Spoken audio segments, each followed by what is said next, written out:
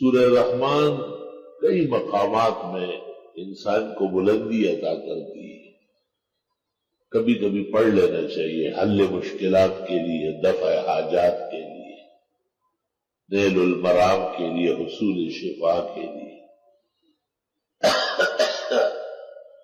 اللہ تعالیٰ کی بہت زیادہ پسندیدہ صورتوں میں سے.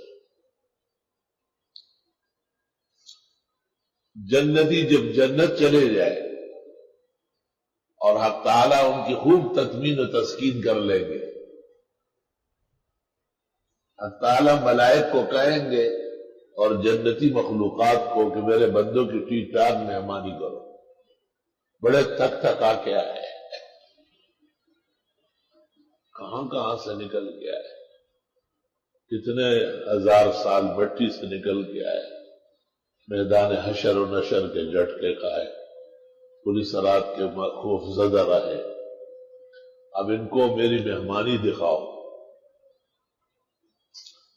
اہل جنت کہیں گے کہ خدایا آپ کی قدرت بہت وسیع ہے اور آپ کی شان بہت بلند ہے، سوچ اور فکر سے بڑھ کر مہمانی عطا ہوئی ہے.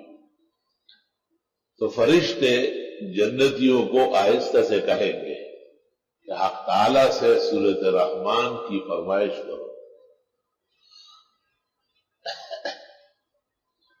حق تعالیٰ جو علیم بذات صدور ہے وہ فرما دیں گے کہ یہ ارمان بھی پوری کرتا ہوں، اور پھر اللہ تعالیٰ خود سورہ رحمان پڑھے.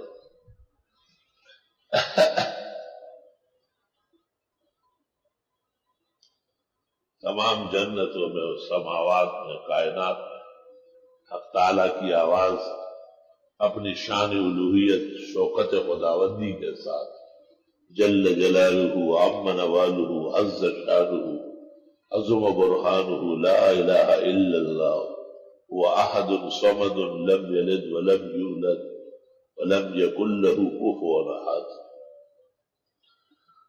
حق تعالیٰ سورہ رحمان کی تلاوت فرمائیں اور جنتی تمام خوشیاں اور نعمتیں بھول جائیں گے.